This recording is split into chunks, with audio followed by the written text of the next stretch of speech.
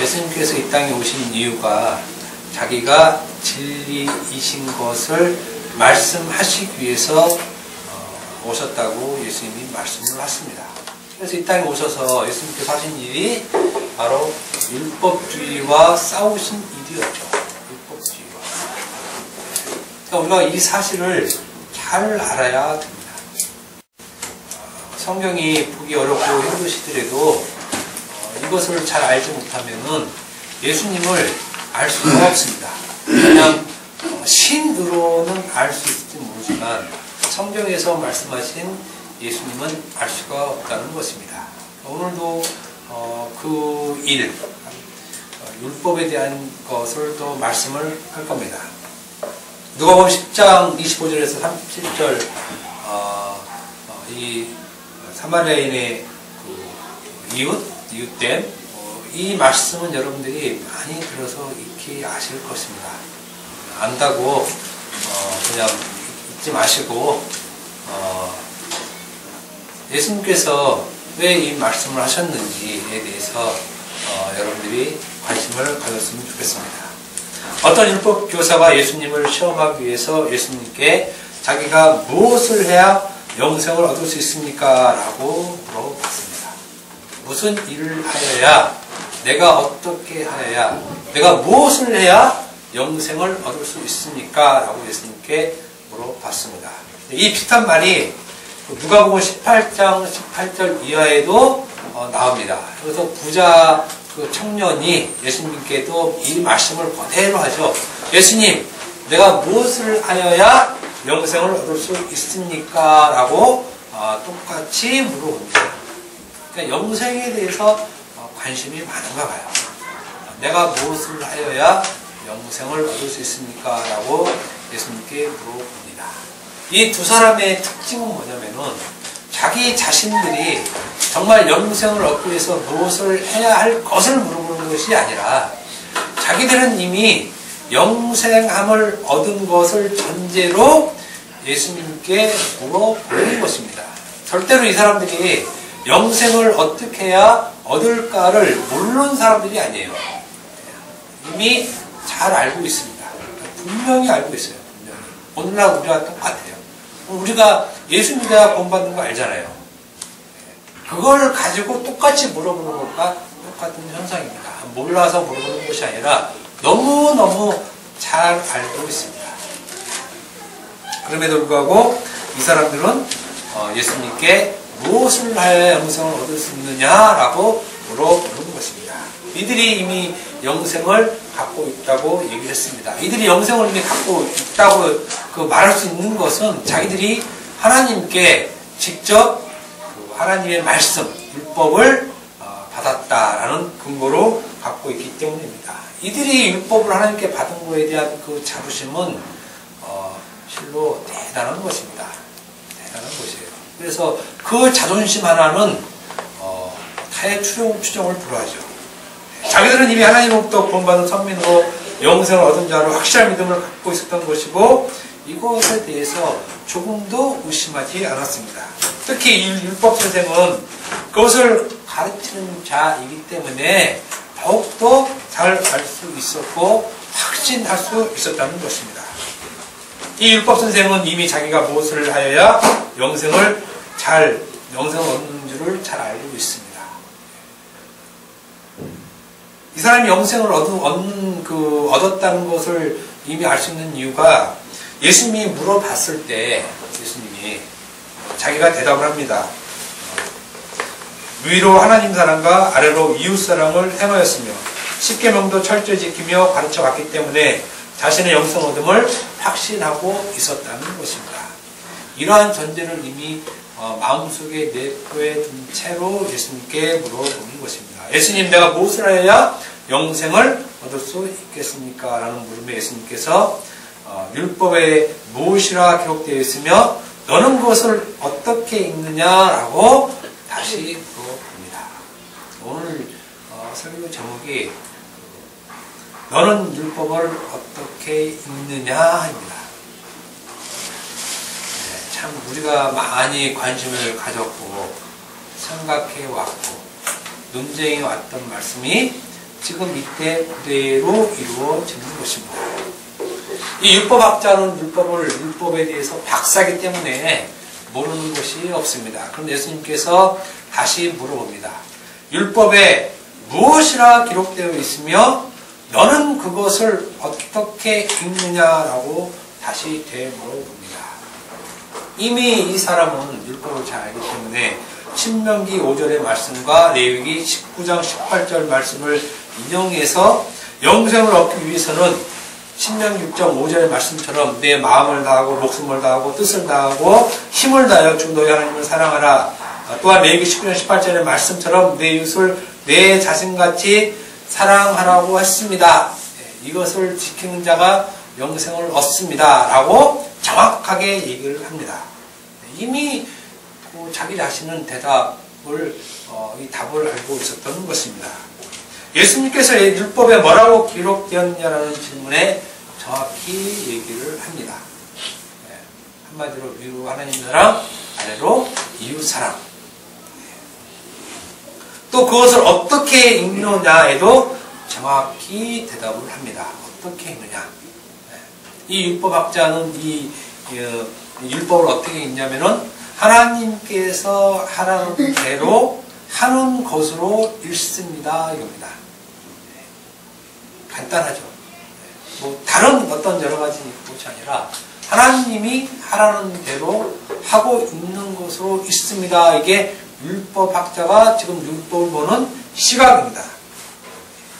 영생을 얻기 위해서 하나님의 기록된 말씀, 계명을 성경대로 하라라는 말씀을 자기는 그렇게 하고 있다는 것입니다. 이 말에 이 율법학자가 하나님 사랑, 이웃 사랑 얘기하니까 예수님께서 그래, 네가 옳게 얘기했다, 정확히 얘기했다. 그러면 네가 그대로 살아라. 그렇게 하고 살아라고 얘기를 합니다. 누가복음 18장 18절에도 동일한 말씀이 있습니다. 이 부자 청년도 영생을 얻기 위해 10계명을 어려서부터 잘 지켰다고 합니다. 어려서부터. 이 부자 청년도 율법을 또 그 계명을 지키는 것으로 보는 것입니다. 다 지켰다고 얘기를 합니다. 이들은 율법을 어떻게 읽느냐 하면 하나님의 말씀이기에 지켜 행할 것으로 읽고 그렇게 행하고 있다는 것입니다. 이들에게 있어서 이것은 너무나 당연한 겁니다. 율법에 기록된 수많은 말씀을 하지 말라로 되어 있기 때문에 그렇습니다. 달리 읽을 필요도 없이 당연하게 성경에서 이것 하라 하면 하고 하지 말라 하면 하지 않는 것으로 읽고 또 예수님도 네가 옳도다. 너 그렇게 해라 라고 말씀을 하고 있습니다. 너무나 당연한 것을 예수님은 이 율법 선생에게 물어보고 계시는 것입니다. 네가 율법에 무엇이라 기록되어 있으며 어떻게 읽느냐. 저는 율법이 하라는 대로 하고 하지 말라는 건 하지 않습니다로 읽습니다. 이게 정확히 서로 묻고 대답하는 말들은 흠이 없을 정도로 완벽한 말씀이라는 것입니다. 그런데 우리가 알아야 될 것은 이 유대인들, 이스라엘 사람들은 이미 자기들이 영생함에 대한 아주 확실한 생각을 갖고 있었다는 것입니다. 그러니까 율법을 지켜야 영생을 얻는 것이 아니라 이미 영생을 얻었지만 그 영생을 유지시켜 나가기 위해서 무엇을 해야 합니까? 라는 얘기예요. 이 사람들이 아브라함을 조상으로 갖고 있기 때문에 아브라함 하나님, 이삭 하나님, 야곱의 하나님을 자기들의 혈통으로 조상으로 갖고 있기 때문에 자기들은 하나님의 선민임, 구원받은 영생을 얻은 민족으로 이미 확정으로 자기들이 태어날 때부터 할례를 받음으로 그것을 갖고 있잖아요. 그러니까 이제는 그것을 어떻게 유지시켜 나가는 게 관건이에요. 유지시켜 나가는 관건이 말씀을 지키는 것으로 읽고 행하고 있다는 것입니다. 그러니까 말씀을 지켜야 구원받는 것이 아니라 영생 얻는 것이 아니라 이미 받은 영생을 어떻게 유지시켜 나가느냐가 이 사람들의 관건이에요. 오늘날도 그렇죠. 오늘날도 예수 믿으면 끝이 아니라 예수 믿는 것을 유지시켜 나가는 성화가 필요하다고 얘기하잖아요. 그래서 성화를 얘기하는 것입니다. 그래서 이미 구원받았으면 끝인데 무슨 성화가 또 필요하느냐, 거룩하게 사는 게 뭐가 필요하느냐라고 얘기하는 이유는 하나님의 말씀대로 안 살면 구원받은 거에 대한 의심이 간다는 얘기입니다. 그러니까 구원받았지만은 그 구원받은 백성의 삶이 있어야 된다. 그것이 말씀을 지키는 것이라고 얘기를 합니다. 그러니까 이스라엘 사람들이 갖는 사고와 오늘날 기독교인들이 갖는 사고가 똑같아요. 제가 볼 때는 이스라엘 사람들이 더 훌륭하게 해내고 있습니다. 이 일에 대해서. 답은 이미 나와 있고 이 나와 있는 답을 예수님은 한 것뿐입니다. 예수님께서 하신 답. 말씀대로 살아. 이겁니다. 어떻게 영생을 얻을 수 있습니까? 어떻게 영생을 유지하고 살 수 있습니까? 말씀대로 살아. 딱 이거 한 가지입니다. 그럼 이제 우리를 한번 생각해 봅시다. 우리는 율법을 어떻게 읽고 있느냐라는 것입니다. 아주 중요한 얘기예요. 그러니까 이게 지금 예수님이 직접 물어보시는 거잖아요. 이 율법학자에게 너는 율법을 어떻게 읽느냐라고 직접 물어보시는 것처럼 오늘도 우리도 마찬가지라는 것입니다. 오늘도 우리가 이 물음에 대답을 해야 되죠. 율법을 우리는 어떻게 읽는가. 근데 실제로 율법은 구약의 율법을 얘기하는 것뿐만 아니라 신약의 법도 다 똑같습니다. 하나가 다 그냥 법입니다. 그 율법 안 하고 그냥 법 얘기하는 것입니다. 이 법을 어떻게 읽고 있느냐라는 예수님의 대답에 우리도 얘기를 해야 될 위치에 있다는 것입니다. 우리도 반드시 그런 일이 있죠. 그러니까 지금 이 본문이 우리는 내 이웃이 누구입니까? 포커스에 맞춰져 있지만 다르게 보면 율법을 어떻게 읽고 있느냐라고 지금 물어보시는 것으로 내 이웃이 누구입니까? 라는 비유를 얘기를 하신 거예요. 이것이. 말씀드렸지만 이미 답은 나와 있습니다. 율법 교사에게 너는 율법을 어떻게 읽느냐라고 물어보셨을 때 그 율법 선생은 말씀대로 하고 있습니다. 하나님 열심히 온 마음을 다해서 정성을 다해서 섬기고 이 땅에서 우리 이웃을 내 몸과 같이 지켜 행하고 있습니다로 읽고 있습니다라고 율법학자는 대답을 하고 예수님은 그것을 옳다라고 얘기를 하셨습니다.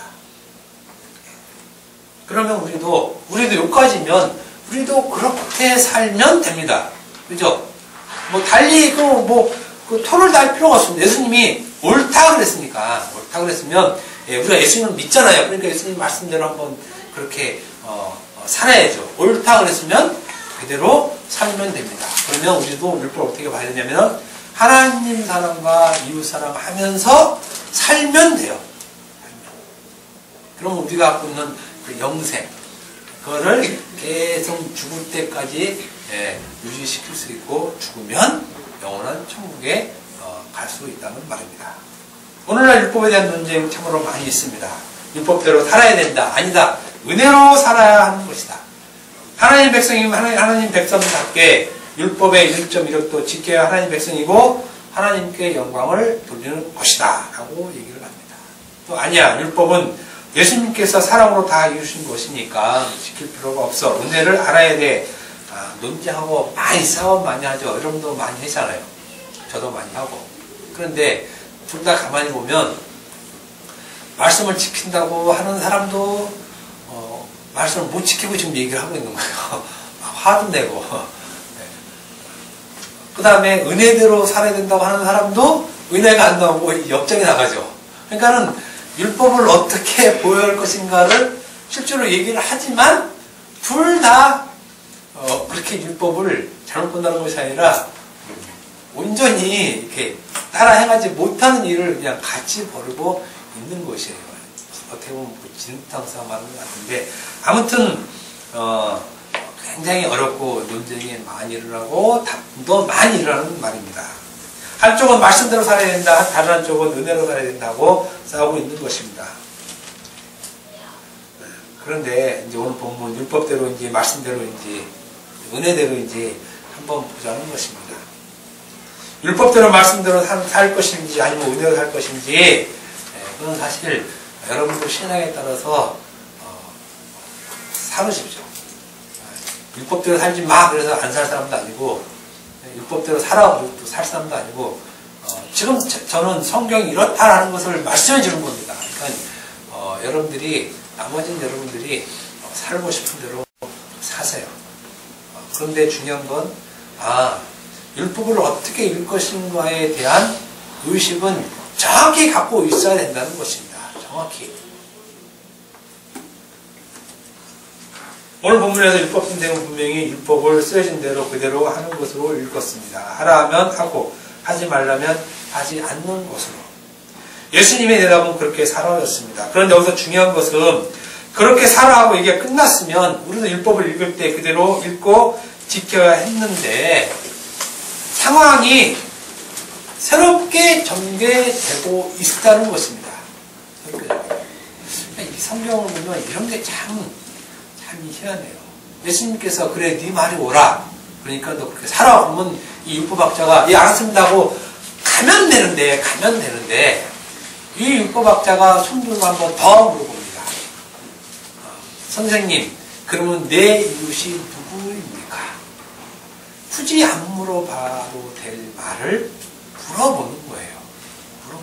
왜냐하면 이 율법학자의 이웃은 뻔하잖아요. 어떻게 보면 고아와 과부를 잘 돌볼 수 있고 꼭 고아와 과부를 이웃이라고 생각할 수도 있고, 아니면 자기 친족을 이웃으로 생각할 수도 있고 자기 민족을 이웃으로 생각할 수도 있고, 그러니까 지금 자기가 율법을 행하는 거에 있어서 하나님을 사랑하는 일은 열심히 하죠. 그러니까 당연히 하나님이 누구입니까? 라고 물어볼 필요가 없잖아요. 그러니까 이웃만 물어보는 것입니다. 그런데 안 물어봐도 될 일, 뻔한 이웃, 자기들이 생각하는 이웃이 있기 때문에 굳이 안 물어봐도 될 이 이웃을 예수님께 물어봤던 것입니다. 그런데 이 질문에서 율법을 어떻게 읽을 것인가에 대한 답이 나오는 것입니다. 이 질문에서. 그러니까 이 질문은 반드시 사실은 나와줘야 되는 그 질문이에요. 네가 율법에 무엇이라 기록되어 있으며 너는 어떻게 읽느냐라는 대답을 예수님이 해줘야 되잖아요, 지금. 그래, 네 말이 옳아. 여기서 끝내버리면 어떻게 읽느냐에 대한 대답이 없어져 버리잖아요. 그런데 이 대답을 해주기 위해서 이 율법학자가 내 이웃은 누구입니까? 라고 물어본다는 것입니다. 예수님께서 괜히 그럼 그렇게 살아 라고 말씀하신 것 아닙니다. 바로 이 말을 끄집어내기 위해서 하시는 말씀입니다. 이 말이 나와줘야 비로소 네가 율법을 잘못 오해하고 있었던 것을 말해 줄 수가 있는 것입니다. 즉 네가 읽고 있었고 알아왔던 그 율법은 잘못됐다는 것입니다. 잘못됐다는 것. 이 말은 하나님 사랑한 것, 이웃을 사랑한 것 잘못 생각하고 있다는 것이에요. 율법 선생은 율법을 글자 그대로 하라 하지 말라고 읽고 자기는 그대로 했고 그대로 했으므로 자기는 영생을 얻어 구원을 받은 백성임을 확신하고 있었습니다. 예수님도 그렇게 살아 그랬으니까 당연히 더 그렇게 생각을 하고 있었겠죠. 그런데 사실은 너는 절대 율법대로, 즉 네가 읽는 대로 그렇게 할 수 없음을 말해 주었던 것이고, 이것을 율법 선생이 내 이웃이 누구입니까? 라는 질문을 통해서 확인시켜 주는 것입니다. 제 말이 좀 어렵지 않죠? 가만히 계신 거 보니까 제가 좀 불안한데, 나중에 율법 선생이 내 이웃이 누구입니까? 라고 물어보는 것은 네가 지금까지 율법을 잘못 오해하고 있었다는 것을 확인시켜 주기 위해서 그 질문을 끌어낸 것이라는 것입니다. 만약에 이 질문 안 하고 그냥 끝냈으면 자기가 율법을 어떻게 잘못 보고 있는지 모른 채 예수님과 헤어졌겠죠, 이렇게. 그런데 내 이웃이 누구입니까? 라는 질문을 통해서 네가 하나님 사람과 이웃 사람과 같다고 율법을 보고 그대로 했는데 그건 잘못된 거야 라고 얘기해주는 말씀이라는 것입니다. 예수님께서 처음부터 야, 율법은 그게 잘못된 거야. 네가 생각하는 거 잘못이야. 이렇게 얘기하지 않고 옳다라고 인정을 하고 나서 질문을 받고 그 다음에 부정을 하시는 것입니다. 너는 하나님을 온 마음으로 사랑했고 이웃을 내 몸같이 사랑했다고 했는데 또 그렇게 해야 된다고 읽는데 과연 네가 이웃을 사랑할 수 있는 존재인가를 비유를 통해서 얘기를 해주고 있는 것이 오늘 본문입니다. 네가 이웃을 사랑했다고 하고 하나님을 사랑했다고 하는데 네가 이웃을 사랑할 수 있는 존재인가 그 자체에 대해서 얘기를 해주는 것이라는 것입니다. 이 비유의 내용이 그렇습니다.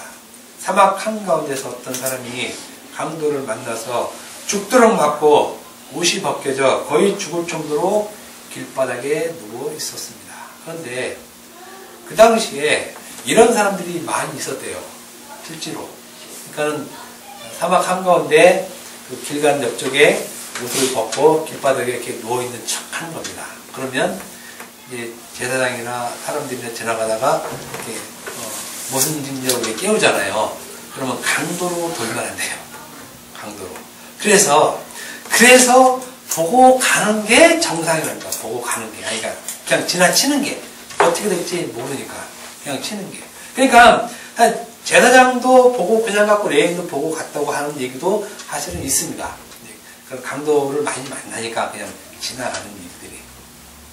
아무튼, 제사장도 보고 갔고, 레인도 보고 갔고, 그런데, 더러운 개만도 못한 사마리아인이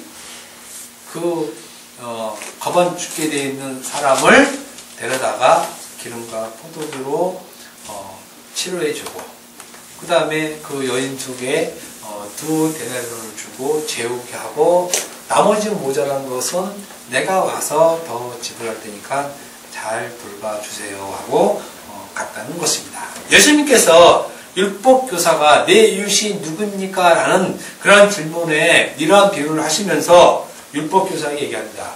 내 생각 중에 이 세 사람 중에 누가 강도 만난 자의 이웃이 되겠느냐라고 물어보았습니다. 그러니까 율법교사가 자비를 베푸는 자이다 라고 대답했고 예수님께서도 너도 그러면 이 사마리아인처럼 해라 라고 돌려보냅니다.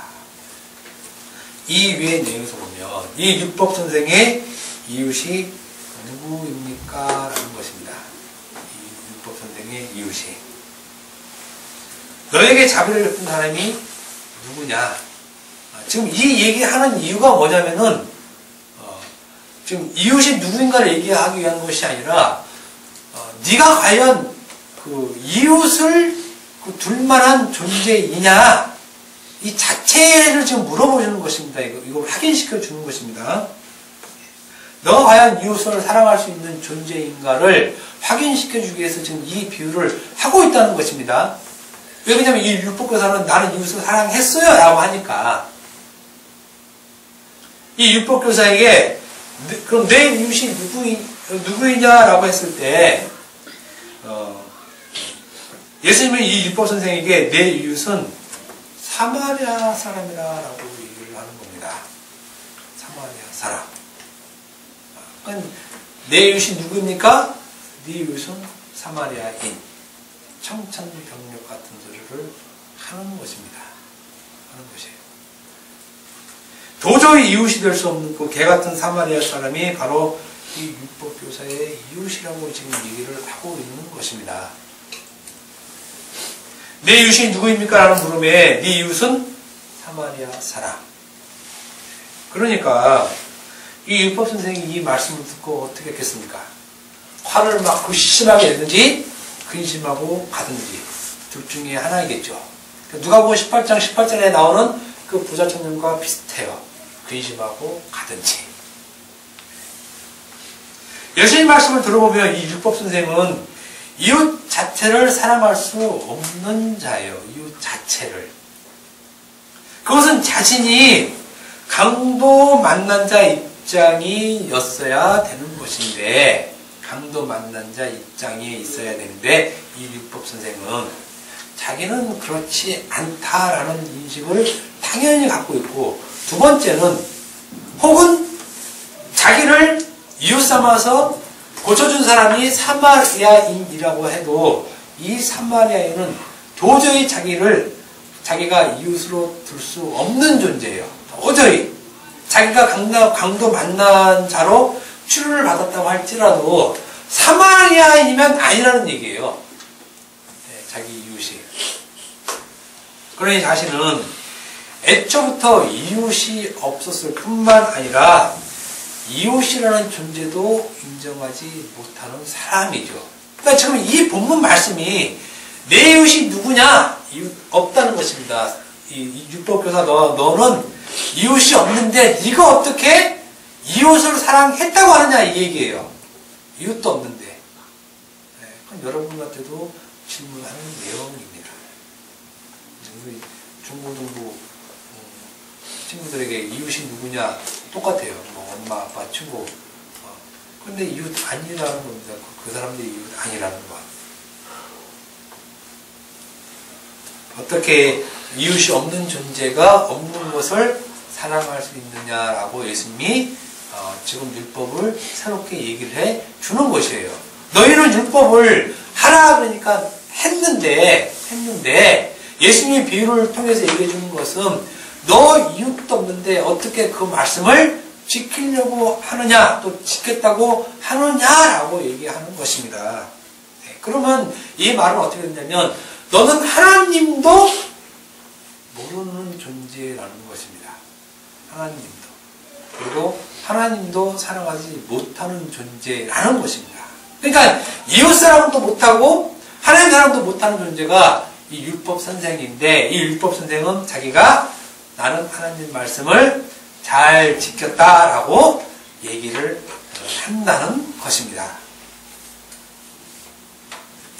다시 본론으로 요약하자면 이 율법 선생은 율법을 어떻게 읽었느냐 하면 글자 그대로 말씀이 율법이 하라 그러면 했고 하지 말라면 하지 않는 일에 열심을 내서 한 것으로 읽었고 봤다는 것입니다.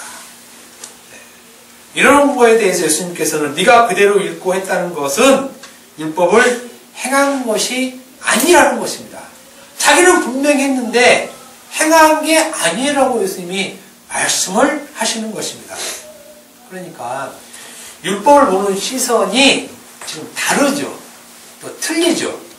그러니까 율법 선생이 율법을 보는 시각과 예수님이 율법을 보는 시각이 다르다는 것입니다.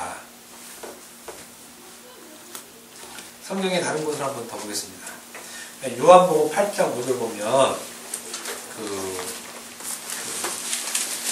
현장에서 가늠하다가 잡힌 여인을 붙들어 와서 예수님 앞으로 데려온 말씀이 있습니다.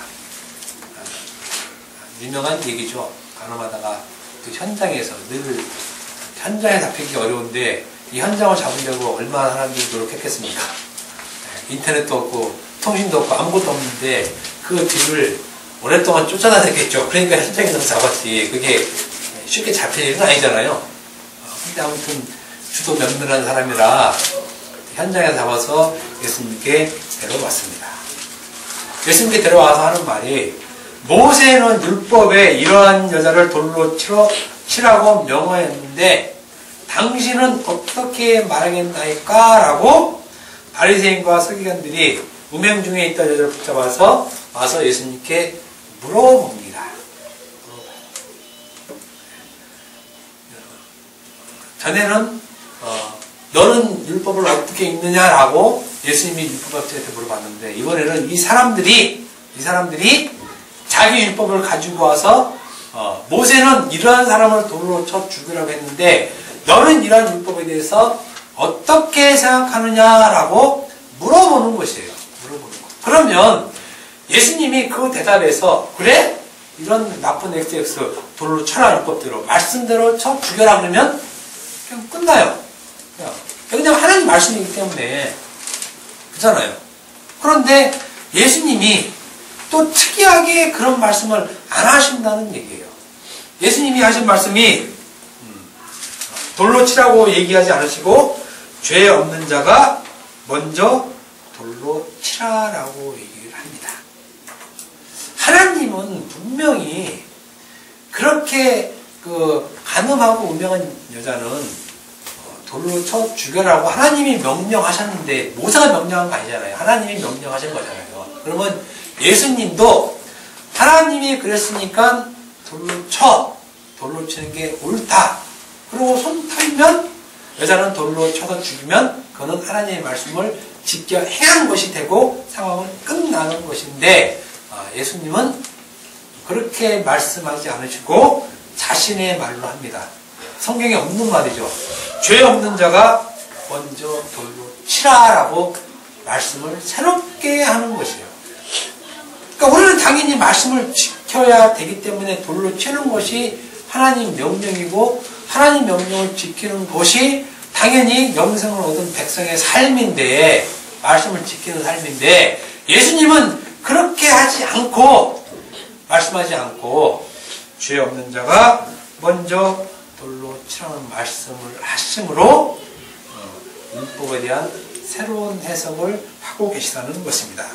음행한 자를 죽이라는 말씀은 레위기 20장 10절에 누구든지 남의 아내와 간음하는 자 곧 그의 이웃의 아내와 간음하는 자는 그 간부와 원부를 반드시 죽여라 라고 기록되어 있습니다. 또 신명기 22장 22절에 어떤 남자가 유부녀와 동침한 것이 드러나거든 그 동침한 남자와 그 여자를 둘 다 죽여 이스라엘 중에 악을 제할지라. 또 신명기 22장 23, 24절에 처녀인 여자가 남자와 약혼한 후에 어떤 남자가 그를 성읍 중에 만나 동침하면 너희는 그들을 둘 다 성읍 문으로 끌어내고 그들을 돌려 쳐 죽여라. 그러니까 아마 요 부분에 해석된지도 모르겠어요. 이 사람들이 돌로 쳐 죽이려고 한 거 보면은 그들을 돌로 쳐 죽이는 것이 바리새인과 서기관들이 율법을 읽고 행하는 것입니다. 돌로 쳐 죽이는 것이 말씀대로 사는 것입니다. 말씀대로 사는 것. 그러나 예수님께서는 율법대로 말씀하시는 것이 아니라 죄 없는 자가 먼저 돌로 치라는 해석을 그들에게 제시합니다. 율법은 이런 자를 돌로 치라고 했는데 당신은 어떻게 생각하십니까? 라고 했을 때 또 너는 어떻게 하실 것입니까? 라고 했을 때 죄 없는 자가 돌로 치라는 새로운 말씀을 해주고 계시는 것입니다.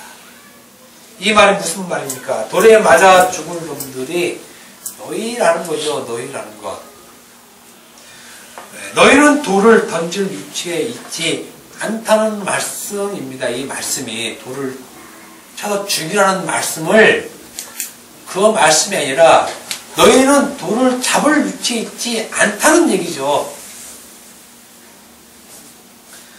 이것이 예수님께서 율법을 보는 시각이고 율법을 해석하는 시각이고 율법을 정확히 재해석하는 것이라는 것입니다.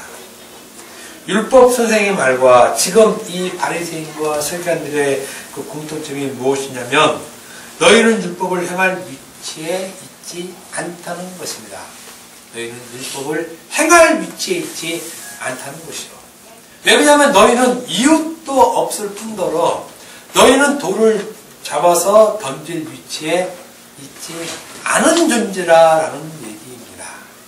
만약에 율법대로면 이 사람들은 자기 이웃이 있어야 되고 자기들이 돌을 던져야 그게 맞는 것인데 예수님 말씀은 너희는 너희가 그렇게 율법을 행할 위치에 있지 않다라고 말씀하시는 것입니다. 이것이 예수님의 말씀이고 예수님의 시각입니다. 그리고 이러한 예수님의 시각과 해석을 이단이라고 정죄하고 죽여버린 것이 율법을 올바로 읽고 있던 자들에 의해서 예수님이 죽임을 당하셨다는 것입니다. 여러분, 율법을 어떻게 읽고 있습니까? 율법을 글자 그대로 지킬 것으로 여기는 것은 사실은 예수님을 날마다 십자가에 못 박혀 죽이는 일입니다. 무서운 얘기예요. 무서운 얘기. 무서운 얘기. 육계명에 살인하지 말라라고 했습니다. 살인하지 말라. 우리는 살인 안 했습니다라고 얘기하는 것이 말씀 지키는 거죠. 나는 살인 안 할 것입니다 라고 하는 것이 이 말씀을 지킨 것이고, 여러분들한테 지금 제가 물어보면 다 이 말씀 지켰다라고 얘기하잖아요. 여러분 중에 누가 다 살인했습니다라고 얘기하는 사람 어디 있습니까? 없죠. 살인 안 했으니까. 또 앞으로 아무리 화가 나고 여지받고 무슨 일이 있어도 성경 말씀에 살인하지 말라 그랬으니까 살인 안 해야지. 이를 악물고 혀를 깨물고 살인 안 해야죠. 이렇게 마음을 먹는 것은 당연한 것입니다. 그런데 육계명에 살인하지 말라고 했는데 사실은 우리는 날마다 살인한 자로 산다는 것입니다. 살인한 자로. 왜냐하면 우리가 자꾸 율법을 지킴으로 인해서 오히려 예수님을 죽이는 행동을 한다는 것입니다. 그래서 나는 말씀대로 살 거야 라는 말을 정확히 말씀드리면 이 말은 하나님을 대적하는 행위가 된다는 것입니다. 된다는 것입니다. 왜 그러냐면 예수님의 시각으로 율법을 바라보는 것이 아니기 때문에 그렇다는 것입니다. 성경대로 하면 당연히 가늠한 자는 돌로 쳐 죽여야지요. 그리고 예수님도 그 말씀을 따르고 우리도 그 말씀을 따르면 우리는 말씀대로 행한 자가 된다는 것입니다. 그런데 분명한 것은 예수님이 그러지 않으셨다는 것입니다. 가늠한 자를 돌로 쳐 죽이라는 의미를 돌로 맞아야 될 것은 너희라라는 말씀으로 재해석해 주잖아요. 그러면 예수님의 시각으로 우리가 율법을 보는 것이 당연하죠. 구약의 율법의 시각이 아닌 것. 그래서 구약의 율법 시각을 가진 사람들의 그 틀을 깨기 위해서 예수님이 오셔서 싸우잖아요. 계속해서 싸우잖아요. 지금도 싸우고 있고. 그래서 예수님을 이 사람들이 막 죽이려고 손을 부르르 떨고 막 성문 밖까지 끌고 가고 이런 일을 벌이고 있잖아요. 그런데 우리가 그래도 율법대로 해야 됩니다 라고 얘기하면 예수님을 또 살인하는 자가 된다는 것이에요. 또 무서운 말이죠. 무서운 말. 그래서 말씀대로 한다는 거에 대해서 생각을 깊이 하셔야 된다는 것입니다. 그러니까 우리 입에서 툭툭 뱉을 말이 아니에요. 왜 그러냐면 그것 가지고 예수님께서 십자가에 죽으셨기 때문에 그래요. 그것 가지고. 예수님께서는 율법을 어떻게 들었습니까? 요한복음 17장 17절에 보면 정확히 나와 있습니다. 그들을 진리로 거룩하게 하옵소서. 아버지의 말씀은 진리니이다 라고 얘기를 합니다. 우리가 거룩하게 되는 것은 진리로 되는 것이지 말씀 지켜서 되는 것이 아니에요. 성경이 정확하게 얘기를 해줘요. 말씀 지켜서 거룩하게 되는 것이 아니라 진리로 거룩하게 되는 것이에요. 진리로. 아버지의 말씀이 무엇을 말합니까? 구약이죠. 구약. 예수님이 지금 신약 갖고 얘기하는 거 아니잖아요. 구약은 뭡니까? 율법과 선지자. 그래서 율법과 선지자라는 말이 신약에도 많이 나오죠. 이 율법과 선지자가 진리라는 것입니다. 진리. 그러니까 율법이 얘기하고 선지자가 얘기하는 것이 지금 진리라는 것이에요. 진리. 그게 진리라는 것이지 그것이 지켜 행할 것이라는 것이 아니에요. 그런데 이 진리가 무엇입니까? 예수 그리스도. 예수 그리스도.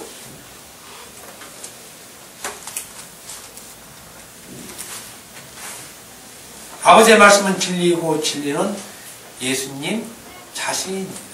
아버지의 말씀은 진리입니다. 이 말씀은 아버지의 말씀이 곧 나입니다. 이 얘기죠. 나입니다. 그러니까 나를 믿는 것, 나를 아는 것이 말씀을 지켜 행하는 것이 되는 거예요. 말씀을 지켜 행하는 것. 율법학자나 바리새인들과 서기관들이 말씀을 지킨다고 하는 것이 아버지의 말씀을 지키는 것이 아니라 아버지의 말씀이 진리인 예수를 아는 것이 말씀을 지켜 행하는 것이라는 것입니다.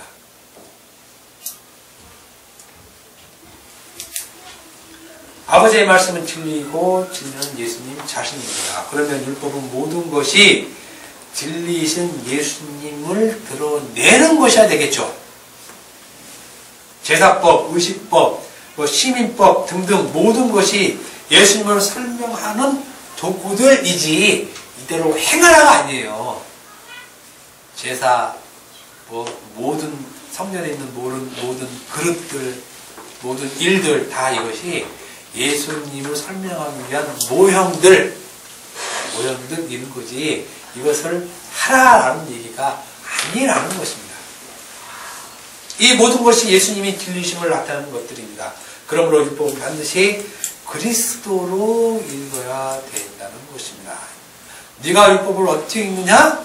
그리스도. 진리로 봐야 된다는 것이 그래서 이 말입니다. 이 말. 말씀대로 행하는 것이 아니라 그리스도로. 여러분들이 예수님 믿어서 교회에 왔잖아요. 하나님 믿어서 올 것 같으면 이스라엘 회당으로 가야죠. 이스라엘 성전으로 가야죠. 여러분들은 예수님을 믿는다고 예수님을 주와 그리스도로 고백하고 온 사람들입니다. 온 사람들. 그래서 교회로 오잖아요. 교회로. 그러면 당연히 말씀이 진리이신 예수님을 나타낸다는 것으로 알고 와야죠. 아주 정확한 얘기입니다. 정확한 얘기. 이건 제가 얘기하는 것이 아니라 예수님이 자기 입으로 증명하는 얘기예요. 자기 입으로. 요한복음 18장 37절 빌라도가 이르되 그러면 내가 왕이냐? 얘기해요.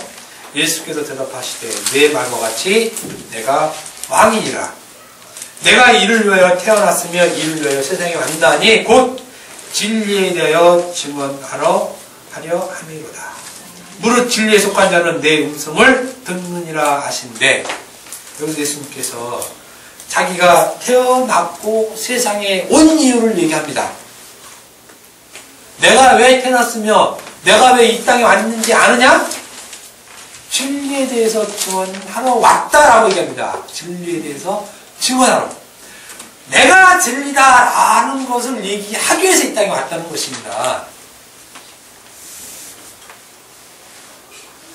그러므로 그것을 아는 자는 내 음성을 듣는다는 것입니다. 내 음성. 율법이 뭐라고 했는지 그걸 안다는 것이에요. 예수님께서 이 땅에 태어나신 이유, 이 땅에 오신 이유가 진리에 대해서 증언하기 위해서. 여러분 이 사실을 잘 알아야 됩니다. 이 사실을. 그래야 성경을 하나님 말씀으로 보는 것이에요. 성경을 하나님 말씀으로. 내가 뭐 진리임을 증명하시기 위해서 오셨고 자신이 진리임을 율법을 통해 증거하고 있는 것이에요. 율법을 통해. 율법은 예수님이 진리임을 보여주는 것이지 우리가 지켜 행할 것으로 준 것이 아니라는 것입니다. 반드시 이 사실을 알아야 돼요. 그래야 예수님의 음성을 들을 수 있고 듣는 것이 되는 것입니다. 이거 지금 예수님이 하신 말씀이잖아요. 예수님이. 내가 이 땅에 오신 것을 온 이유가 너희가 율법을 행하는지 안 행하는지 그것을 판단하러 온 것이다라는 것이 아니잖아요, 예수님이. 율법을 잘 지켰으면 복 주고, 율법 안 지키면 저주하고, 내가 이러려고 이 땅에 왔다라는 것이 아니잖아요. 끝으로 누가복음 24장 44절에 48절. 또 이르시되 내가 너희와 함께 있을 때에 너희에게 말한 바 곧 모세 율법과 선지자, 모세 율법과 선지자, 글과 시편에 나를 가리켜 그때 모든 것이 이루어져야 하리니 한 말이 이것이라 하시고, 이에 그들의 마음을 열어 성경, 율법을 깨닫게 하시는 거예요. 율법을 깨닫게 하시는 것. 그리고 48절에 너희는 이 모든 일의 증인이라 라고 못을 박습니다. 그들의 마음을 열어 성경을 깨닫게 하죠. 율법을 깨닫게 한다는 것입니다. 율법. 엠마오로 가는 그 두 제자에게 말씀을 깨닫게 하시죠. 눈을 열어서. 여러분들이 성경을 잘 봐야 하는 이유가 그겁니다. 예수님의 이 말씀에, 예수님 무슨 말씀입니까? 구약의 하나님 말씀에는 하나님 말씀대로 지켜야 행하라고 되어 있지 않습니까? 라는 말이 들어갈 틈이 없어요. 틈이 없어요. 우리가 유대교면 당연히 그렇게 얘기를 해야죠. 그래서 예수를 죽여야죠. 그렇게 얘기하는 예수를 죽여야죠. 그런데 우리는 예수를 믿는다고 주일되면 꼬박꼬박 교회에 나오는 사람들이에요. 그러면 예수님이 이 말씀하셨을 때 우리가 아하 그렇구나, 예수님이 왜 오셨구나 하고 아는 것이 예수님을 믿는 거라는 얘기예요. 예수님 믿는 거라는 것. 율법을 그리스도로 읽고 온전히 깨달았으면 이 일을 증인으로 증거하며 사는 것이 성도입니다. 그래서 성도의 삶이 바로 증인으로서의 삶이라는 것입니다. 우리가 어떻게 살아야 돼요? 라고 물어볼 이유가 하등이 없습니다. 하나도 없어요. 어떻게 살아야 되는 것이 아니라 무엇을 증거하느냐에 성도가 관심을 가져야 되는 것입니다. 무엇을 증거하느냐, 어떻게 살아야 될 것이 아니라 무엇을 증거하느냐. 이것이 이 땅에 오셔서 예수님이 하신 일이고 그 일을 예수님께서 우리에게 맡겨뒀다는 것입니다. 너희가 이 일의 증인이다. 그래서 사도들에게 다 눈을 열어서 말씀을 깨닫게 하시고 알게 하시고 증거하게 하는 일이에요. 그런데 사도들도 때로는 깜빡깜빡 잊어버리죠. 그래서 베드로도 잊어버려서 혼납니다. 베드로도 하나님이 주신 음식을 하나님 이거 부정하니까 먹지 않을래요 라고 얘기하는 거예요. 부정하니까 하나님이 얘기하죠. 무엇이 부정하다고 하느냐? 분명히 하나님은 이런 음식 먹으면 부정하니까 먹지 말라고 선언을 해놓고 베드로에게 먹어라 얘기하는, 먹어라. 하나님 그때는 먹지 말라고 해놓고 지금 먹으라는 말씀 이게 말이 됩니까? 얘기할 수 있잖아요. 하나님이 예수님을 얘기하시기 위해서 하신 일이에요. 그래서 하나님은 선하신 하나님이에요. 변덕스러운 하나님이 아니라. 그러니까 구약의 말씀은 분명히 지켜야 행할 것으로 되어 있지만 그것을 예수님이 와서 해석을 다시 해줄 때는 한마디로 나를 믿어라 라는 얘기고, 그 예수를 증언하는 일이 바로 너희들이 할 일이야 라는 것으로 우리에게 말씀해 주고 있다는 것입니다. 그러니 우리가 말씀을 볼 때, 구약이든 신약이든 어떤 말씀을 볼 때 그 말씀 안에 그리스도를 드러나는 말씀으로 보면 그 말씀은 정확하게 하나님 말씀으로 보고 있다는 것이지, 그 말씀에서 그리스도를 빼고 이것을 지켜야 할 것으로 지키면 그 사람은 반드시 예수님을 다시 십자가 못 박아 죽이는 살인하는 자가 되는 것입니다. 살인하는 자. 여러분들이 물론 그전에도 알고 계셨지만 오늘 말씀을 통해서 너는 어떻게 율법을 읽느냐 했을 때 우리의 대답은 율법은 그리스도로 진리로 봅니다. 이것이 예수님의 물음에 정답을 얘기하는 것이 되는 것입니다. 기도하겠습니다.